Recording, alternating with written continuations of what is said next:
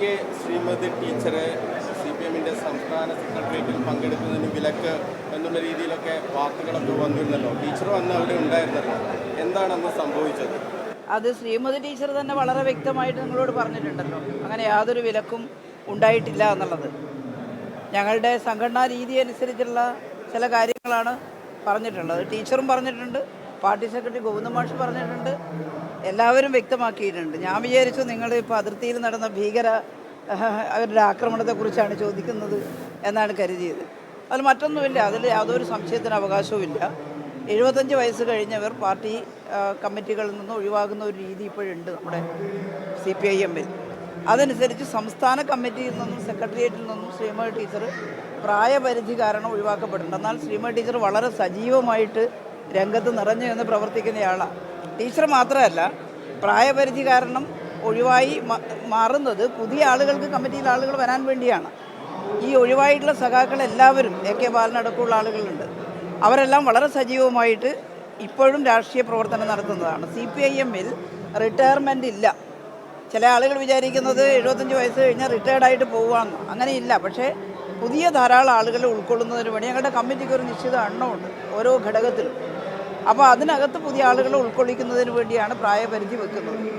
എന്നാൽ പ്രായപരിധി കാരണം സംസ്ഥാന കമ്മിറ്റിയിൽ നിന്ന് ഒഴിവായെങ്കിലും സെക്രട്ടേറിയറ്റിൽ നിന്ന് ഒഴിവായെങ്കിലും ശ്രീമതി ടീച്ചർ ഇപ്പോഴും അഖിലേന്ത്യാ ജനാധിപത്യ മഹിളാ അസോസിയേഷൻ്റെ അഖിലേന്ത്യാ പ്രസിഡൻ്റാണ്. ആ രീതിയിൽ അവർക്ക് ഇന്ത്യയുടെ എല്ലാ ഭാഗത്തും സഞ്ചരിച്ച് മഹിളാ അസോസിയേഷൻ്റെ പ്രവർത്തനങ്ങളിൽ നേതൃത്വപരമായിട്ട് ഇടപെടണം. അതുകൊണ്ട് കേന്ദ്ര കമ്മിറ്റിയിൽ നിന്ന് ശ്രീമതി ടീച്ചറെ ഒഴിവാക്കേണ്ടതില്ല. അത് കേന്ദ്ര കോട്ടയിൽ ഉൾപ്പെടുത്തിക്കൊണ്ട് ടീച്ചറെ കേന്ദ്ര കമ്മിറ്റി അംഗമായി നിശ്ചയിക്കുകയാണ് ചെയ്തത്. അതിൽ ഏറ്റവും പ്രധാനപ്പെട്ട ഒരു കാര്യം ഈ സംസ്ഥാനങ്ങളിലെല്ലാം പോയി വർക്ക് ചെയ്യുക എന്നുള്ളതാണ് ടീച്ചറിനെ സംബന്ധിച്ചിടത്തോളം വലിയ ഉത്തരവാദിത്വം.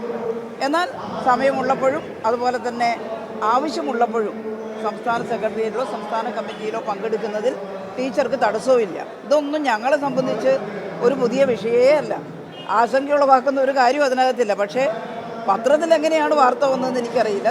ശ്രീമതി ടീച്ചർ തന്നെ അത് നിഷേധിച്ചിട്ടുണ്ട്. അങ്ങനെയൊന്നും ആരും തടസ്സപ്പെടുത്തിയിട്ടില്ല. എന്നാൽ സ്വാഭാവികമായിട്ടൊരു സംസ്ഥാന സെക്രട്ടേറിയറ്റ് അംഗം പ്രവർത്തിക്കുന്നത് പോലെ ടീച്ചർക്ക് പ്രവർത്തിക്കാൻ കഴിയില്ല. അത് സെൻട്രലിൽ നിന്ന് നേതൃത്വപരമായിട്ട് ഇടപെടുക എന്ന നിലയിലാണ് തീരുമാനിച്ചിട്ടുള്ളത്. അതിനെ ഒരു തർക്കത്തിനോ അല്ലെങ്കിൽ ഏതെങ്കിലും നിങ്ങളിങ്ങനെ ഓരോ വിഷയത്തിൽ ഇതെല്ലാം കേൾക്കുമ്പോൾ ആളുകൾക്കൊരു കൗതുകം ഉണ്ടാകുമെന്ന് വെച്ചിട്ട് പുതിയ വാർത്ത കൊടുക്കുന്നുവെന്നേ ഉള്ളൂ. അതിലൊന്നും യാതൊരു പുതുമയില്ല. വാർത്തയിൽ ടീച്ചർ തന്നെ വ്യക്തമാക്കിയിട്ടുണ്ട്. ഒരാശയക്കുഴപ്പവും ഇല്ല. ആ ദേശീയ തലത്തിൽ കേന്ദ്രീകരിച്ച് പ്രവർത്തിക്കണം, സംസ്ഥാന സെക്രട്ടേറിയറ്റിൽ പങ്കെടുക്കേണ്ടതില്ല. നേരെ തിരിച്ച് ജനറൽ സെക്രട്ടറി MP ബേബി പറഞ്ഞത് ടീച്ചർ സംസ്ഥാന സെക്രട്ടേറിയറ്റിൽ കൂടി പങ്കെടുക്കാൻ അതിന് തടസ്സമില്ല എന്നാണ്. രണ്ടുപേരും പറഞ്ഞത് ഒന്നാണ്. നിങ്ങൾ താല്പര്യമുള്ള കാര്യം എഴുതാൻ വേണ്ടി അതിനെ വ്യാഖ്യാനിക്കുന്നതല്ലേ. എന്താ വ്യത്യാസമുള്ളത്? ടീച്ചർ സംസ്ഥാന സെക്രട്ടേറിയറ്റിൽ പങ്കെടുക്കേണ്ടതില്ല എന്നല്ല ഗോവിന്ദ മാഷ് പറഞ്ഞത്. കൂടുതൽ സമയം സംസ്ഥാന സെക്രട്ടേറിയറ്റിൽ നേരത്തെ പോലെ പങ്കെടുത്ത് എല്ലാ പ്രവർത്തനങ്ങളിലും ഇടപെട്ട് ടീച്ചർ പ്രവർത്തിക്കേണ്ടതില്ല. കാരണം മഹിളാ അസോസിയേഷൻ അഖിലേന്ത്യാ പ്രസിഡന്റ് എന്ന നിലയിൽ കേന്ദ്രത്തിൽ നിന്നുകൊണ്ട് കൂടുതൽ എല്ലാ ഭാഗത്തേക്കും പോയി പ്രവർത്തിക്കുകയാണ് വേണ്ടത്. അത് രണ്ടും തമ്മിൽ ഒരു വ്യത്യാസവും ഇല്ല. ഇവിടെ ഉള്ള സമയത്ത് ഇവിടെ പങ്കെടുക്കാം.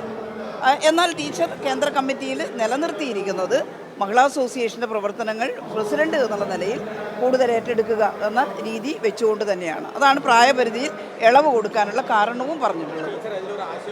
കേന്ദ്ര കമ്മിറ്റി അംഗങ്ങൾ സാധാരണ സെക്രട്ടേറിയറ്റിലും സംസ്ഥാന കമ്മിറ്റിയിലൊക്കെ പങ്കെടുക്കുന്നുണ്ടല്ലോ. അതൊരു പാർട്ടി രീതി കൂടിയാണല്ലോ. ഇപ്പോൾ PK ശ്രീമതി ടീച്ചർക്ക് മാത്രം ഇങ്ങനെ പങ്കെടുക്കേണ്ടതില്ല എന്ന് അതാരാണ് പറഞ്ഞത്? ആരാണ് പറഞ്ഞത്? മുഖ്യമന്ത്രി അങ്ങനെ പറഞ്ഞിട്ടില്ല എന്ന് ടീച്ചർ പറഞ്ഞില്ലേ? ടീച്ചറെക്കാളും ഈ കാര്യം സ്ഥാപിക്കാൻ വേറെ ആരാണ് പറയേണ്ടത്? ഇനി ടീച്ചർ കഴിഞ്ഞ സെക്രട്ടേറിയറ്റിൽ പങ്കെടുത്തല്ലോ. ഞാൻ ടീച്ചറുടെ അടുത്തല്ലേ ഇരുന്നത്. അത് ടീച്ചർ പറഞ്ഞല്ലോ. നിങ്ങളോട് ടീച്ചർ പറയുന്നത് ഞാൻ കേട്ടു. എനിക്ക് വ്യക്തിപരമായിട്ട് ചില ലീവൊക്കെ എടുക്കാറുണ്ട് സെക്രട്ടേറിയറ്റിൽ നിന്ന് അത്യാവശ്യം വരുമ്പോൾ. ടീച്ചർ തന്നെ പറഞ്ഞല്ലോ. ദേശീയ തലത്തിൽ കേന്ദ്രീകരിച്ച് പ്രവർത്തിക്കുന്ന ഒരു നേതാവ് അവർക്ക് സംസ്ഥാന സെക്രട്ടേറിയറ്റിൽ പങ്കെടുക്കുന്നതിന് സംഘടനാപരമായ എന്തെങ്കിലും തടസ്സമുണ്ടോ? ഇല്ലെന്നല്ലേ ടീച്ചറും പാർട്ടിയും എല്ലാം പറഞ്ഞത്. ഇത് എവിടെ നിന്നാണ് ഈ സംശയത്തിൻ്റെ മുന പൊട്ടുന്നത്? എവിടെ നിന്നാണ്? അങ്ങനെ ഇല്ലെന്നാണ് ടീച്ചറും പാർട്ടി നേതാക്കളും എല്ലാം പറഞ്ഞിട്ടുള്ളത്. പിന്നെ നിങ്ങൾക്ക് എന്താ സംശയം തീരാത്തത്? ഈ ദേശീയ തലത്തിൽ പ്രവർത്തിക്കുന്ന നേതാവിന് എന്തുകൊണ്ട് സംസ്ഥാന സെക്രട്ടേറിയറ്റിൽ പങ്കെടുത്തുകൂടാന്ന് ആരും പറഞ്ഞിട്ടില്ലെന്നല്ലേ ടീച്ചറും പറഞ്ഞത്, ഗോവിന്ദ മാഷും പറഞ്ഞത്, MA ബേബിയും പറഞ്ഞത്, ജനറൽ സെക്രട്ടറി. പിന്നെന്താ, അതല്ലേ ഞാൻ പറഞ്ഞ പങ്കെടുത്തിരുന്നു, എൻ്റെ അടുത്താണ് ഇരുന്നിരുന്നത് എന്ന്. ഇതിനു ശേഷം എന്ന് പറഞ്ഞാൽ അധികം കാലമായോ? ഏതിനു ശേഷം? കഴിഞ്ഞ സംസ്ഥാന കമ്മിറ്റിയിലെ ടീച്ചർ ഉണ്ടായിരുന്നല്ലോ. പിന്നെ ഇനി സെക്രട്ടേറിയറ്റ് ചേരണ്ടേ പങ്കെടുക്കണമെങ്കിൽ? ഇത് എവിടെ നിന്ന് വരുന്നു ഇങ്ങനെയുള്ള വാർത്ത എന്നുള്ളതാണ് അതിശയകരമായി തോന്നുന്നത്. അതുകൊണ്ട് ഇമാതിരി ചെറിയ വിഷയങ്ങളിൽ അഭിനയിക്കുന്ന നിങ്ങളൊരു കാര്യം ചെയ്യൂ. ഇന്ന് നമ്മുടെ രാജ്യം ആകെ വല്ലാത്ത അസ്വസ്ഥമായിട്ട് നിൽക്കുകയാണല്ലോ, ഭീകരവാദവും മതവർഗീയവാദവും എല്ലാം ആയിട്ട്. അത്തരം കാര്യങ്ങളെക്കുറിച്ച് നല്ല ചർച്ച സംഘടിപ്പിച്ചാൽ അത് നാട്ടിന് ഗുണം ചെയ്യും.